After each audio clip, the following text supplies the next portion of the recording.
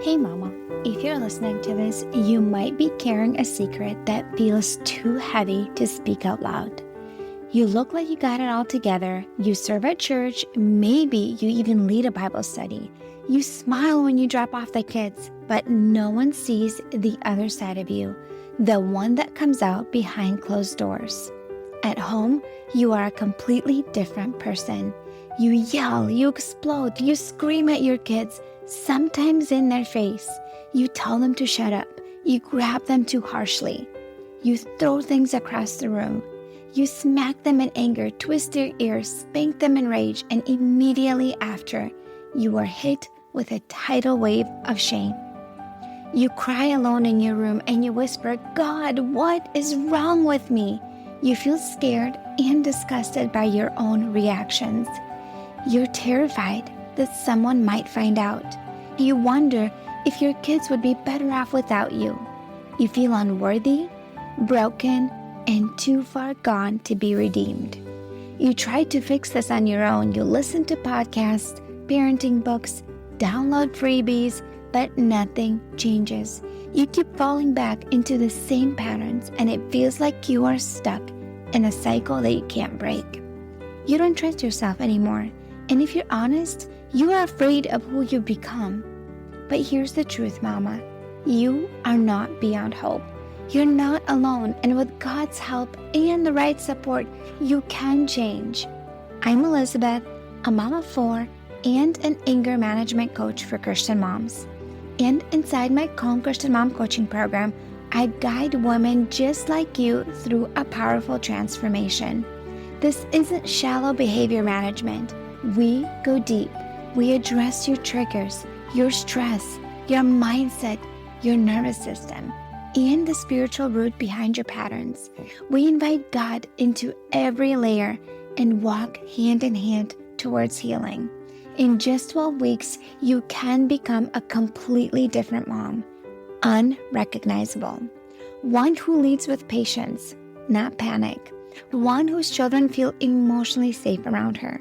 One who cultivates peace. This summer, I'm offering a Calm Mama strategy session, a powerful 15-minute one-on-one coaching session designed to help you uncover the root of your anger and receive spiritual, emotional, and practical support. It's your chance to experience what coaching is like with me before diving deeper into ongoing support. If we both feel like the full program is the next right step, we can talk about what that looks like for you. You don't have to keep living like this. Your family is worth healing, and so are you. Use the link in the show notes to book the Calm Mama strategy session.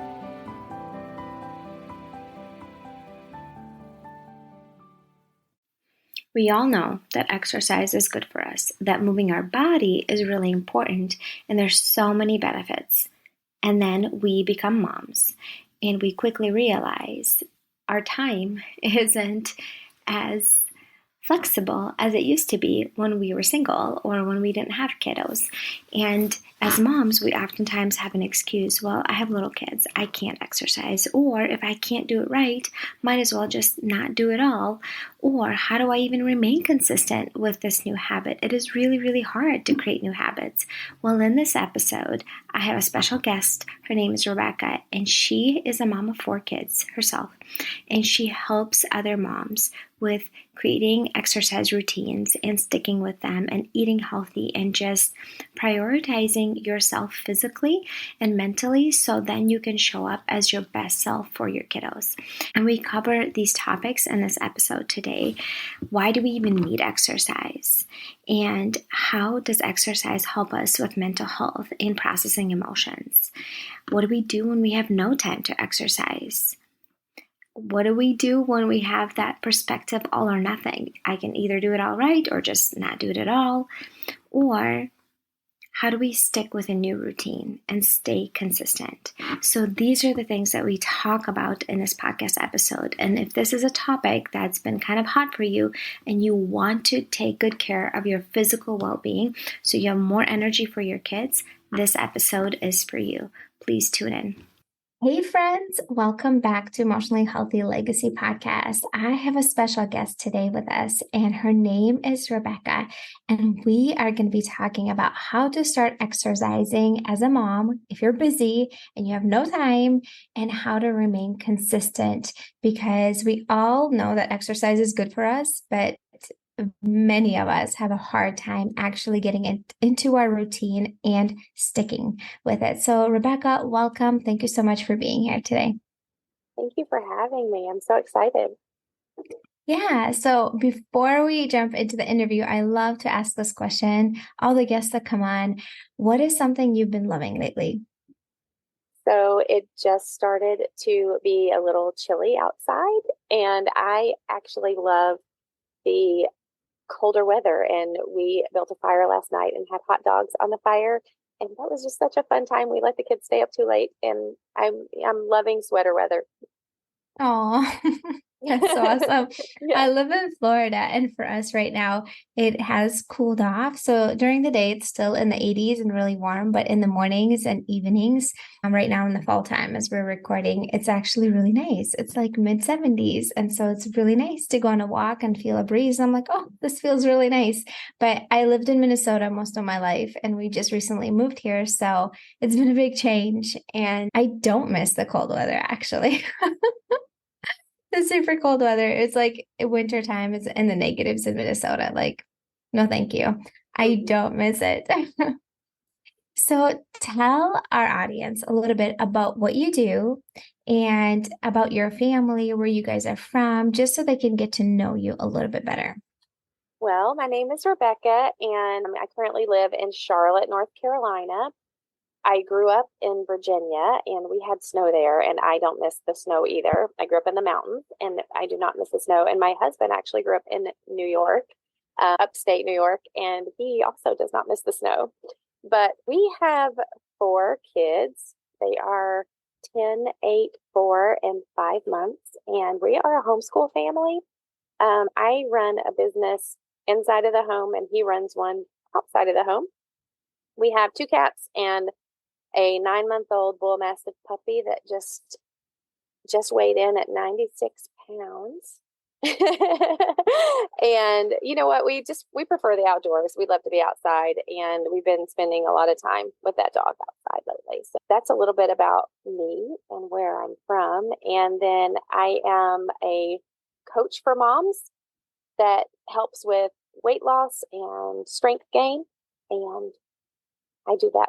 That's my very rewarding job. Yes, and I love that. We both have four kids and three boys and a girl. So you know what it's like to have a home full of energy and lots of boys running around. So you relate with that. I Um, definitely do. yes. So you are here. You're on my podcast to talk about how we need exercise to live our best lives. And tell me a little bit about why do you believe that is? Why do you feel that as Christian women, we need to exercise on a regular basis to live our best lives? So I believe at my core that every person on this earth is here for a reason, and we all have a purpose. Along with that, we each only get one body. And in order to live our best life, in order to complete that purpose and that mission that we have, or all the missions that we might have as we go throughout our life, we really need to feel good. And not only that, but I feel like we're supposed to feel good. We're not supposed to feel bad. And exercise really plays a crucial part in feeling good. Exercise at its base level helps us to manage our weight, gain strength. It improves our ability to do daily tasks. It keeps us, healthy and moving. But on much larger levels, exercise helps us to combat disease. And as we get older, it helps us to move well. And it's really just, I see it as something that's very counterintuitive to most people, but really exercise and exerting energy, it actually helps us combat fatigue. It gives us energy. And even on, cellular levels, it helps us regulate hormones and stress. So exercise daily, it directly affects our confidence levels and our mental health. Yeah, that's a great answer. And even like from my perspective, I'm a stress coach for Christian moms.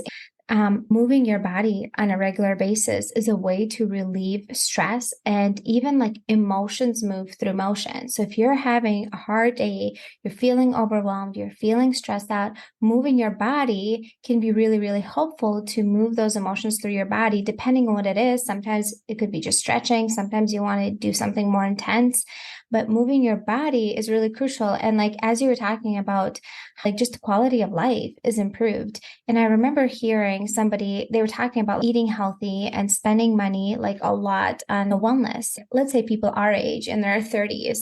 And then it's hard. It's hard. It's a commitment. You got to spend the time, you got to spend the resources, you got to exercise, you spend time in that and money in it, like a gym membership or whatever.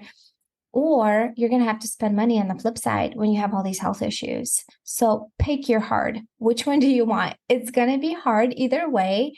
Pick your hard. And this past weekend, my parents were on a trip, and my parents are in their 60s, and they were on a trip with some of their friends that were in their youth group when they were growing up. So all of them were multiple couples. They're all in their 60s, and their kids are all grown up, but they all went together to a cabin, and there were several people that couldn't go out for walks and just even much mobility because they just had to stay put. Just they had a heart issue, or their knees were hurting, hips were hurting. Several of them are quite overweight, and they were not able to just even go for a walk for half an hour because of their mobility, and they're missing out on some connections and just spending time with people. And you're so right, it does affect our bodies and the diseases and stuff. And so just I remember hearing this mama saying once, and she's also a Christian podcaster, and she was saying, she's like,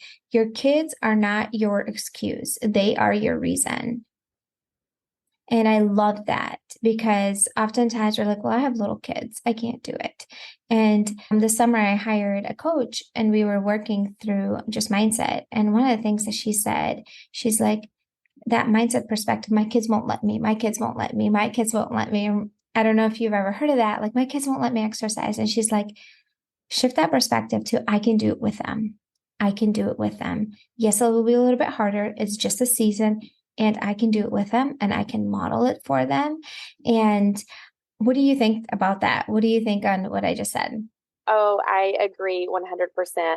You know what? In 2020, when the world shut down, I taught group fitness classes here in my office with my kids coming in and out, joining me. And I think it was a great thing for them to do with me. It's fun for them, and it's a learning experience. I mean, I already told you I'm a homeschool mom. So I literally believe in teaching them everything. Teach them, how muscles work. Teach them how you gain strength. Teach them how you eat right. My 8-year-old actually learned how to read by reading labels on food because that's what he was interested in. He wanted to know more about food and nutrition because he wants to play in the NBA. So he started reading nutrition labels on food. And I absolutely believe that you should just incorporate them into literally everything. I mean, we can walk and push a stroller. We can do, chest presses with our babies. I do everything with them. Like they're not, to me, I view them as, I got to teach them everything. So I want them to know how to exercise too. I want them to know how to eat right. My birthday, I'm going to tell you a little story. My birthday was last week, and they made me breakfast in bed, and they made omelets and eggs and toast. And it was, a healthy meal and deliciously prepared. So That's so include them in sweet. everything. Yeah. Yes, yes. And I know that's like a perspective shift. And that one I had to do too, because right now, my kids go to school and then I drop them off, my three older ones, and then I come home. And then, depending on the day, sometimes my 2-year-old is right next to me as I'm doing an exercise video.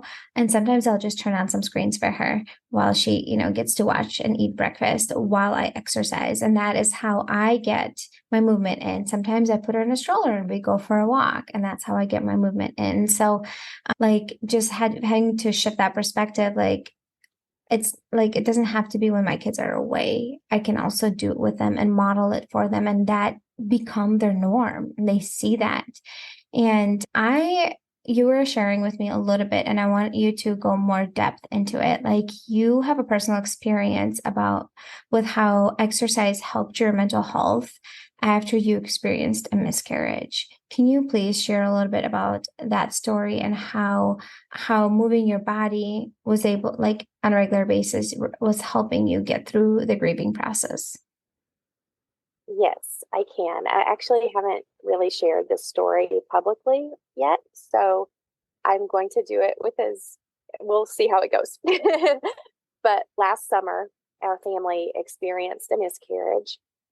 We were very happy, obviously, to be adding another little person to our home, and we had shared the excitement with our kids and a few friends and our family. But about 3 weeks after we had told the people, we lost our baby at around the 12-week mark. And after having three perfect pregnancies and home birth experience, we were very stunned. It was really a hard hit. Exercise played just a huge role in my recovery, and it still does now. I absolutely love lifting weights, and in fact, I've been doing that for over 20 years. Leading up to the miscarriage, I was training for a powerlifting meet, and in fact, the miscarriage happened on a Tuesday, and it went into that Wednesday. That following Saturday was supposed to be the meet, and obviously, I didn't do that. But I really only had three support systems at the time. I had my faith, my family, and exercise. I really didn't have a lot of coping mechanisms for something like that. And I found that it was very easy to fall into mindset traps of blame. And I feel like it's really easy when something traumatic happens to fall into that, blaming certain things or blaming outside things or even inside things.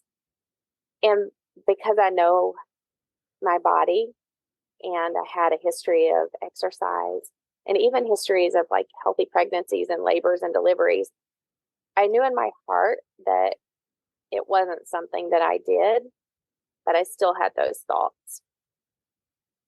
And once I of course had to take a little bit of time off from exercise. I did some walking. I think I probably only took about a week off just to let my body recover. But when I went back, I think it was just a very emotional. I feel like exercise to me is also a very spiritual thing. I often even listen to praise music during exercise because it's just such a way to connect with your body. And so once I was able to take those thoughts captive and realize that it wasn't something that I did, or it wasn't my body failing me, it wasn't something that I could have stopped, then I began to remember that my body is strong and healthy. And I was actually comforted by that during the loss. And I found that the way that I had cared for my body all these years, I even became less afraid of giving birth at an older age. It wasn't scary for me anymore. So we tried again, and we did have our newest little boy, who is 5 months currently. But at the end of the day, I don't know if I would call it consistency and continuing to show up and taking that mindset of my body is strong and it can do hard things. But I knew I could get up and go to the gym and do something that I loved. I knew that my body was strong and it wasn't my body that let me down. I think I was just able to work through a lot of those thoughts actually at the gym. lifting the weights. And I remember working through the grief the first few weeks. Like I would even cry during my workouts sometimes because it was just the miscarriage is a physical experience, just like exercise is. And there were just a lot of emotions that came out during that time. And keeping focus on my health, focus on building, being strong physically, but also mentally, I just became more thankful. And I think that thankfulness always wins, right? And I could be thankful for the strength that I already had and remembered that I could do hard things. Yeah, and I think that's a great reminder that I mentioned earlier that emotions move through motion, and moving our body when we are feeling stressed or sad or upset. It's one of those things, like maybe for you, it already came naturally because you were in a rhythm and routine, but oftentimes the very thing that you don't feel like doing is the thing that's going to help you feel better. And so if you are feeling sad, you're feeling depressed, and you're like, I don't want to move my body just because it's just feels like a lot of effort and it feels hard, but sometimes the very thing that you're resisting is the one that's going to help you feel better. And like your emotions need to come out. And like you were talking about crying, that's a wonderful way of releasing that cooped up emotion, that stress, that grief, and then as you're moving your body. And I don't know if you hit the anger stage with grieving, because there's different stages. And in the anger stage, it's usually you want to do just something super heavy and hard, and you just like or like lift something hard and just throw it down, or to release that cooped up energy in a healthy, non-destructive way. So I did do that. I did hit that stage. We lost the baby in early June. And on the 4th of July, 2022, I thought it was a great idea. I had just too much energy. I felt very stressed and it felt like pent up energy. I just needed to go. And I do not run. I don't run. And I just left my driveway up the hill. And we don't live in a neighborhood. So I was running on these horrible streets that you should not be walking on or running on. And I ran for 7 miles. And I ran. I was like I was Forrest Gump. Like I felt him, And I just kept running and passed a friend, and she stopped and she's like, "What are you doing?" And I said, "I'm running." She didn't even know what was going on. She's like, "Do you want to ride home?" And I said, "No, I don't." And when I got home, my husband's like, "Where were you?" I was like, "I was running." He's like, "What?" And I mean, it was not a great choice. It was healthy for me because I needed to do that. But then my legs were sore for like 3 days. So, and I have not ran since. But I can tell you the few times in my life that I have gone for a run, it was because something big had happened. Yeah. Yeah. Yes, I can relate with that. I can relate with that. I want to shift gears a little bit, and I want you to speak to the mom that says, I have no time. I have 3 kids, I have 4 kids, I have 5 kids, I homeschool. You might relate with that. I wish I could, but I just don't have the time for this. What mindset shifts does she need to make in order to create time? Because I believe we have time for things that we value and that we find important. You want to scroll on your phone, you find the time for it. You want to watch a movie, you find the time for it. We find time for things that matter to us. And so, what is your perspective and mindset on this? And speak to that, Mom, please. Yes, this is a huge roadblock for many moms. And I would say, number one, you are important. And you need to know that as a mom, you are important. And I always, always, always use the same analogy with the oxygen mask on an airplane. As a kid, I never understood why they would tell you to put your oxygen mask on before you helped somebody else. But as an adult, and especially as a mom, I totally get it now. If you are not your best, you cannot teach them to be their best. And that's how I coach moms. I tell them to plan ahead and schedule exercise in. So you have to know that you're important, that you can't help anybody else until you are, the best you, and schedule it. I don't just say, I don't tell my clients to just say, well, I'm going to do it on Tuesday. I ask them what time they're going to do it. Where are they going to do it? What are they going to do? What time are they going to do it? And how long? And I tell them to put it on their calendar, like to treat it like it's a date with their boss. Like your boss has asked you to show up for a meeting, and you are not going to miss that meeting with your boss because they're very important. And this is that important. The date with you for your exercise is just as important as a date with your boss. And you have to treat it that way. You have to treat yourself with a very high importance and remember to schedule it. And if it means getting up a little earlier, or if it means staying up a little late, then it's worth it, because the energy that you gain from scheduling that in and actually completing something, whether it's 5 minutes, whether it's 10 minutes, that energy and that confidence, it leaks into other areas of your life. You don't even realize it until it's already happened. And I like how you said, like, you are important. And it's not that your kids are not important, it's that you are important too. Absolutely. I just remember hearing that quote, like it was years ago. I think it was also on a podcast, and she was speaking to moms about taking care of themselves. And moms say, I feel guilty, I feel guilty taking care of myself. And she's like, it's not that your kids are not important, it's that you are important too. You are valuable enough. And you are the daughter of the king. You deserve to have some time for yourself and to feel your best and to take care of yourself. So then you can take better care of your children, because who's benefiting if you're run down, exhausted, feeling overwhelmed, stretched too thin, and have no energy? Nobody benefits in your family from that. And it's better for your kids to see their mama work out for half an hour a day than having their mom struggling with depression and just sitting on the couch and scrolling through her phone because she's just mentally struggling so much.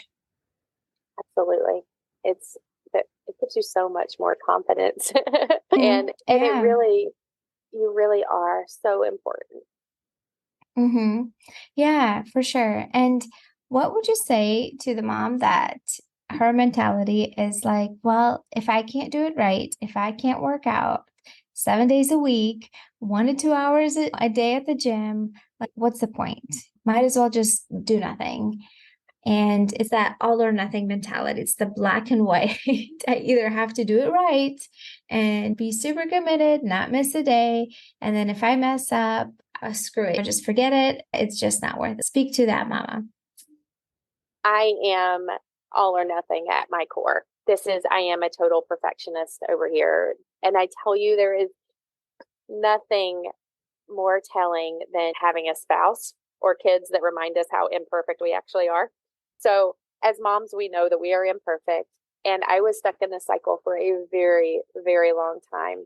I would start that new routine on Monday and I would do great all week, or at least until Thursday or Friday, and then completely fall off the rails, undo everything that I had already done, and just be like, whatever, I'll start again on Monday. And so the rest of the week was shot too. And so a few years ago, as I was coaching a few moms, it kept coming up. And so I adopted the phrase progress over perfection. I just kind of took that phrase and I said, this is mine, progress over perfection. And so I coach moms and myself, like, we just let go of that all or nothing. We focus on making progress.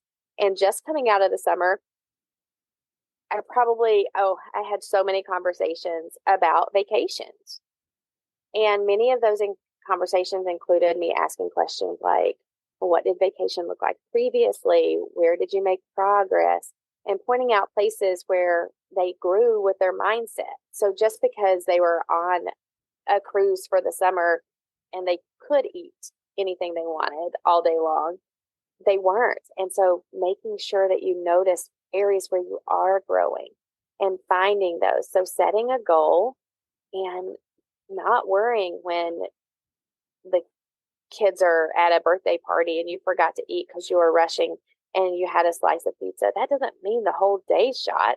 It doesn't mean the whole week is shot. It means that you had a slice of pizza and move on.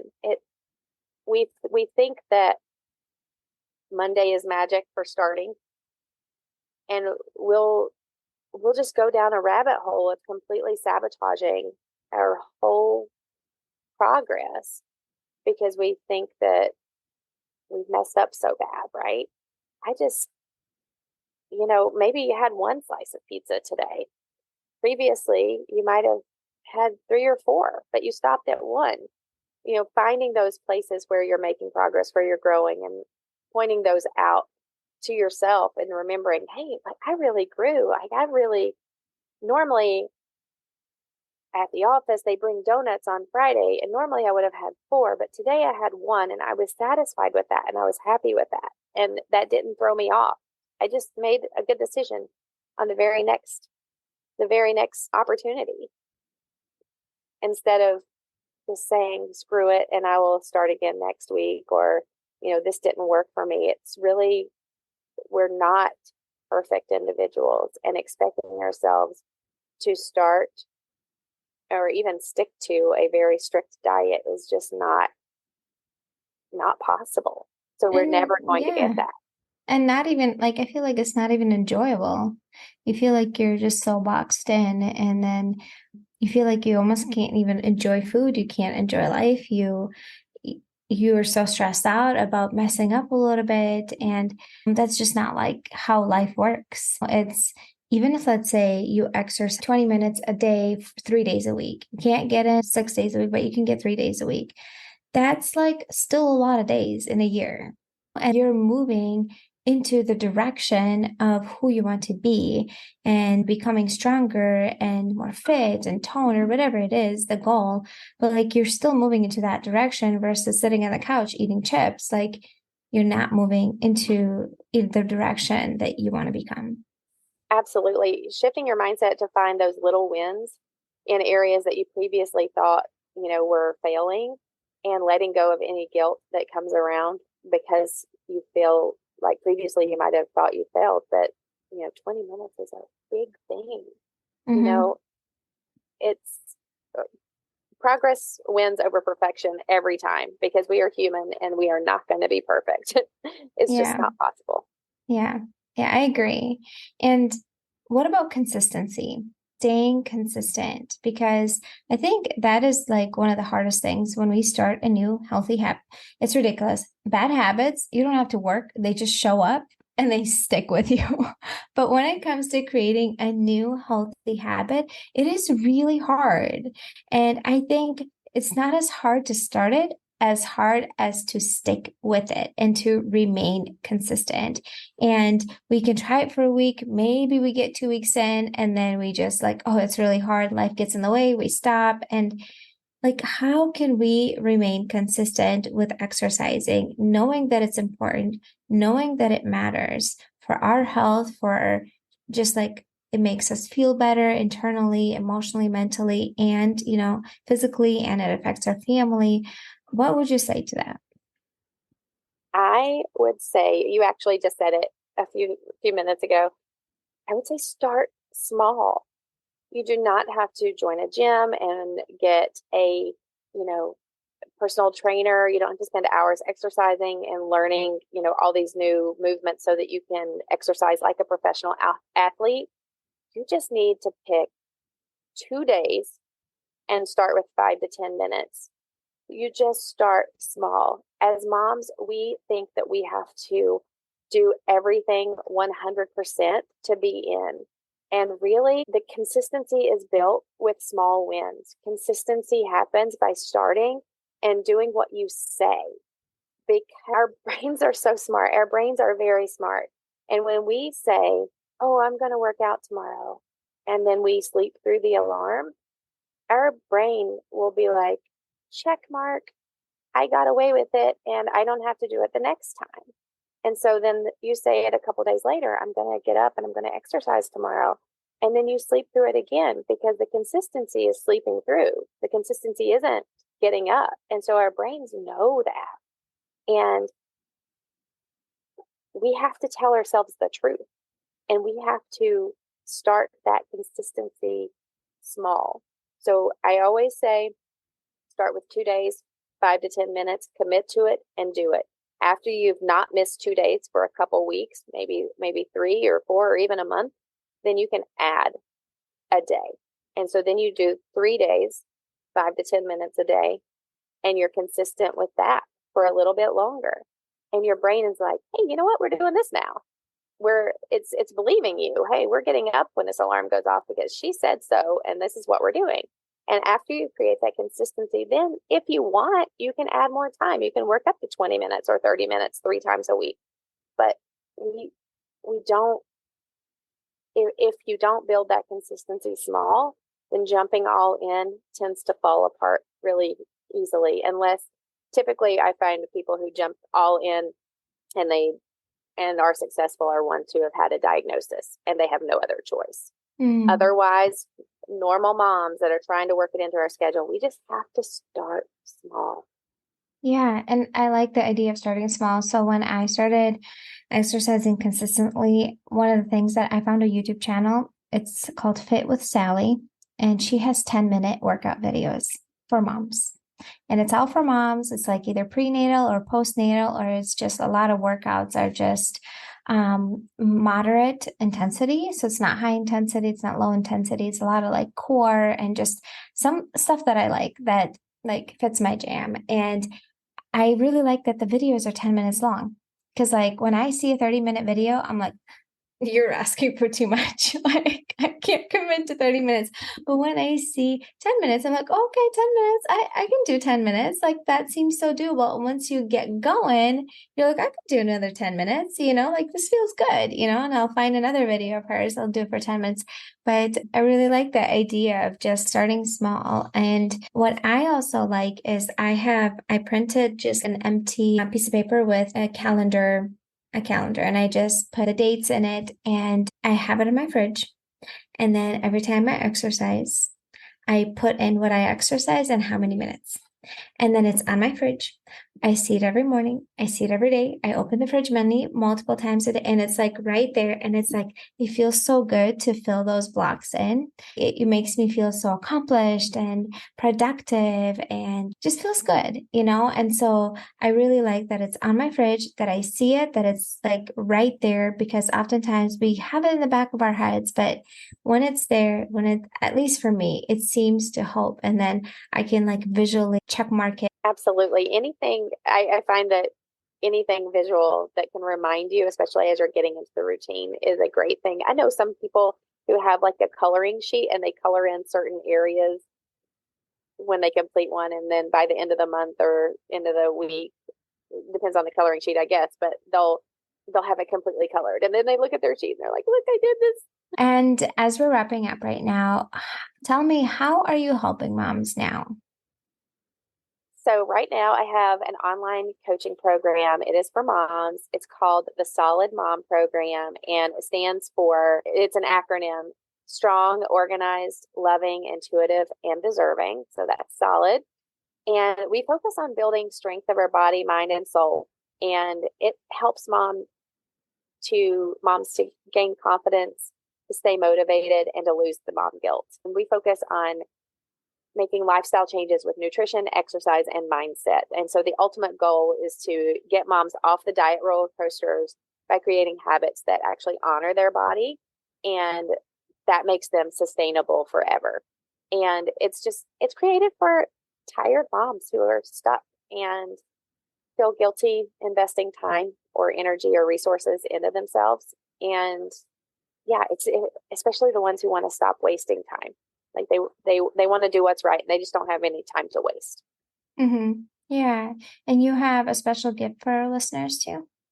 I do. If you go to my website, www.thesolidmom.com/Elizabeth, you can find a free resource there.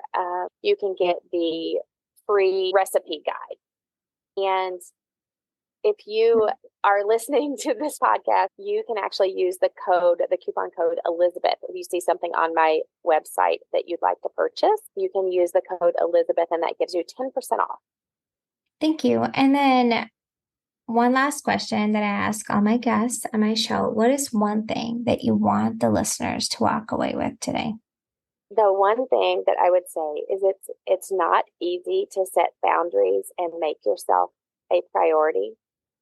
And creating habits is not easy, but changing your mindset and doing that, making yourself a priority, is so worth it.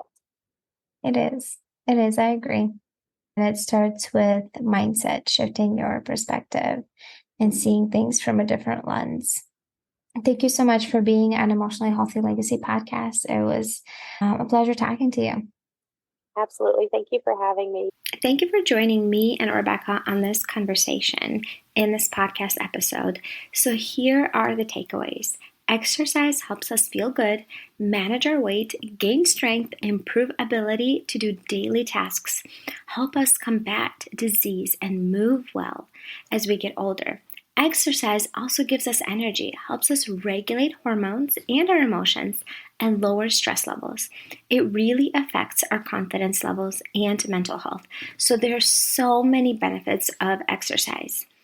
Number 2, you can do exercise with your kids. Involve them. They're not your excuse. They are your reason to do this.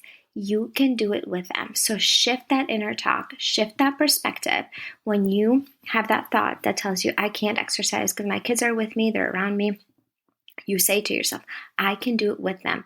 What can I do right now to set myself up for success and can do this with them? So be empowered instead of feeling helpless. Number 3, you are important too. If you are not your best, you cannot teach your kids to be their best. Your wellness as a mom really does matter. Number 4, all or nothing mentality is not serving you. When you make a mistake, and you will mess up, make a decision that the next opportunity is your chance to make a better choice. And number 5, shift your mindset on the little wins that you are making. Progress over perfection. You are taking steps into the right direction. So focus on your progress instead. Ways to connect with Rebecca will be linked in the show notes. I also wanted to share with you 2 Amazon products along this line is my favorite yoga pants and my favorite workout bra. So I don't have a lot of workout clothes, and I pretty much have only black yoga pants. I have like several pairs of black yoga pants, and these are the ones that I have ordered over and over again just because the price is reasonable and the quality is pretty good, and I just like the way they feel on my body, and they're just pretty good quality. And so I will link them in the show notes. I am 4'11", so I am not tall, and they are just the perfect length for me.